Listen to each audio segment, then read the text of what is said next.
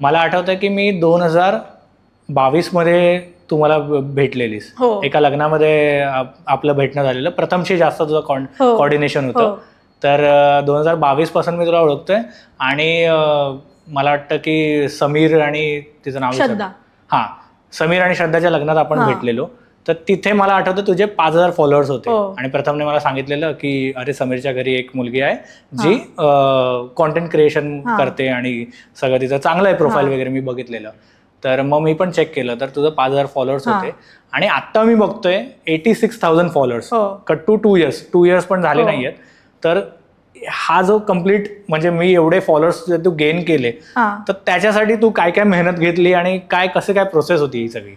त्याच्यासाठी काय काय मेहनत घेतली, त्या मेहनतपेक्षा मी ना एक दिवस पण असा वेस्ट नाही ठेवलाय की भाई माझा रोज व्हिडिओ झाला पाहिजे. म्हणजे काही होऊ दे, इथलं तिथे होऊ दे, मला कुठे लग्नात जायचं आहे, मी कुठे बाहेर गेले, मी लिटरली थांबून की थांबा 5 मिनटं माझा व्हिडिओ मला लाईव्ह टाकायचाच आहे. म्हणजे ती एक गोष्ट मी पाहिली की नाही मला टाकायचंच आहे. आणि तेव्हा ना मी एका गोष्टीवर थांबलीच नाही की मला फूडच करायचं आहे, मला फूडवरूनच व्ह्यूज येत आहेत, ऑडियन्स येत आहे. मी सगळ्या गोष्टी ट्राय केल्या, ज्या मला दाखवता आला, ज्या गोष्टी मी सहमत आहे आणि जशी मी आहे त्या सगळ्या गोष्टी मी केल्या. आणि थोडे येतात रे पॅच की जिथे तुला व्ह्यूज येत नाहीत, पण मी की नाही माझा व्हिडिओ जायलाच हवा, लोकांना दिसायला पाहिजे की ही मुलगी आहे, दिसतंय कुठेतरी. तर ती मेहनत तर आहेच. आणि जरी मी व्हिडिओमध्ये दिसली ना तरी पण व्हिडिओ मला म्हणजे खूप असं मेंटली सपोर्ट करणारे माझे आई वडील, माझा भाऊ पण याचा कधीतरी विचारा शूटला, माझी बहीण पण बोलते व्हिडिओमध्ये तर बोलली की घरी गेल्यावरती मी पण आलेली आहे, तू बोलली नाहीस, पण माझी बहीण पण सपोर्ट खूप केला आहे मला, म्हणून ती जर्नी आता इथपर्यंत पोचली आहे. राईट. सो आता तू मगाशी मला बोललीस की तुझा जॉब पण करायचीस आणि कॉन्टेंट क्रिएशन. सो आता पण तेच चालू आहे की कसं काय? म्हणजे आता तुझं आता फुल टाइम केलेस तू चालू? फुल टाइम केलं मी आता. कारण ना एक कसं झालं माहिती आहे की थोडं पण त्यांना पण जमत नव्हतं की माझं थोडं इंस्टाग्राम जरा चाललेलं आहे, हिचं कसं चाललं आहे. आणि माझं वर्क फ्रॉम होम सारखंच होतं, तर मी फिरून काम करायची. असं नाही मला ऑफिसला जायचं आहे असं काहीच नव्हतं, मी फिरून कुठूनही काम करायची. तर थोडं त्यांना झालं, तर मी बोलली की नाही आता जरा फुल टाईम करून घेऊया. आणि हा ना मी फुल टाईममध्ये नव्हती, मी ठरवलं की हा 1 वर्ष बघूया की मला आहे की नाही स्कोप, मी करू शकते की नाही हे फुल टाईम, मग आपण फायनल करूया की नाही आता मला फुल टाईम करायचंच आहे. जर जमतच नसेल तर कशासाठी करायचं ना. तर म्हणजे की नाही आता असं मला वाटतं की नाही मी करू शकते फुल टाईम, म्हणून मी ठरलं की नाही आता फुल टाईम, आता जॉब नाही करायचा, आता फुल टाईमच करायचं, जे होईल ते गणपती बाप्पा मोरया. बरोबर. मला आता हे विचारायचं तुला की ज्या वेळेला तू आता फुल टाईम चालू केलेलं आहेस, फुल टाईम कॉन्टेंट क्रिएशन करतेस, त्यामध्ये बेसिकली तुझं प्रोसेस तू मला सांगितलं की पूर्ण दिवस तुझा स्क्रिप्टिंग आणि मग सर्चमध्येच निघून जातो की कोणते हॉटेल्स, कोणते जॉईंट्स तुला व्हिजिट करायचे आहेत.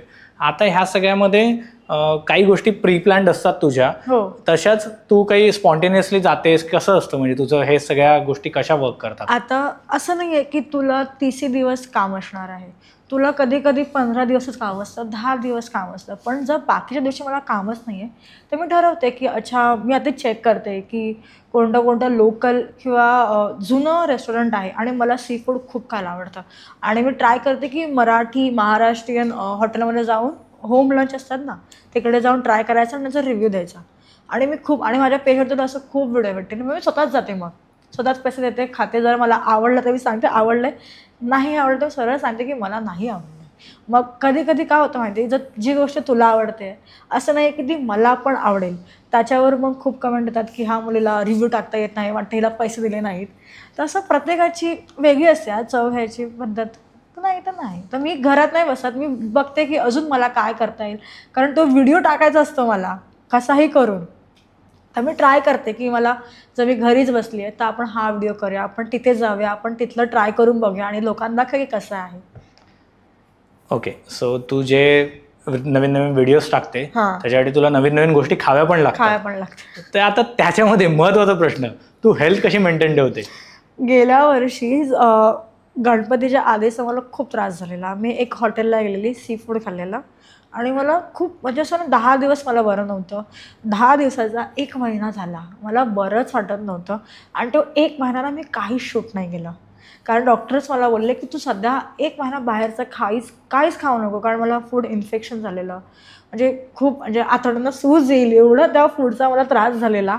मग तेव्हापासून मी ठरवलं की आता खायचं पण लिमिटमध्ये. जर समज तेव्हा काय व्हायचं माहिती आहे, मी खायची, जर मला आवडलं ना तर मी जबरदस्त खायचे. आता नाही, आता मी जर एक घास खाते तर मी एक घासच खाणार आहे, आणि जर दुसरी गोष्ट मला आवडली तर मी तो दुसराच घास खाणार आहे. पण मी ते अति करत नाही, कारण जर काही काही गोष्टींचा जर आपला त्रास होणार तर तो समोरच्याला पण त्रास होणार. आणि लोकांचं ना, खूप लोकांचं मला DM येतात की तू एवढं सगळं कसं खातेस, एवढं हां, की एवढा टेबल तुझा फुल दिसतो, तू एवढं कसं खातेस, तू एवढी कशी बारीक आहे. पहिलं तर मी वजन कमी केलं कसं तरी जमवून की ना आता हेल्थ प्रायोरिटी आहे, कमी केलं. आणि जेवढं माझ्या टेबलवर असतं ना, समज जर मला गोष्टी आवडल्या मग त्या माझ्या घरी येणार. आणि जर मला नाही आवडल्या, किंवा समज मी आता डोंबिवलीला आहे किंवा लांब आहे, मी राहते बोरिवलीला आणि मी एवढं ट्रॅव्हल करून नाही नेऊ शकत, तर मी तिथे बाहेर येते आणि मला जे कोण रस्त्यात भेटेल त्याला मी ते पार्सल देऊन टाकते. जवळ असलं तरी पण मी देऊन टाकते. पण जे मला अतिच जास्त आवडलं तर ते माझ्या कुठूनही मी गेले तरी मी ते माझ्या घरी आणते की मला घरी जाऊन हे खायचं. तर मी नाही एवढं सगळं खात, मी देते, जे कोणी निडी असतात त्यांना देते. कळलं. सो तू बेसिकली सगळं खाते पण थोडं थोडं खाते. हां, आता म्हणजे सप्टेंबरपासून मी चालू केलं की थोडं थोडंसंच खायचं, सगळं नाही खाऊ शकत. तुम्ही हा व्हिडिओ इथपर्यंत बघितलात म्हणजे हा नक्की व्हिडिओ तुम्हाला आवडला आहे. ह्याचा पूर्ण व्हिडिओ, पूर्ण पॉडकास्ट आपल्या मेन यूट्यूब चॅनलवर आहे, ज्याचं नाव आहे वन टेक विथ अनिकेत. हे चॅनल तुम्ही नक्की फॉलो करा. आणि इंस्टाग्रामवर आम्ही बऱ्याच रील्स ह्या व्हिडिओच्या अपलोड केलेल्या आहेत, त्या पण तुम्ही सगळ्या बघा. आणि वन टेक विथ अनिकेत हे इंस्टाग्राम चॅनल पण फॉलो करा.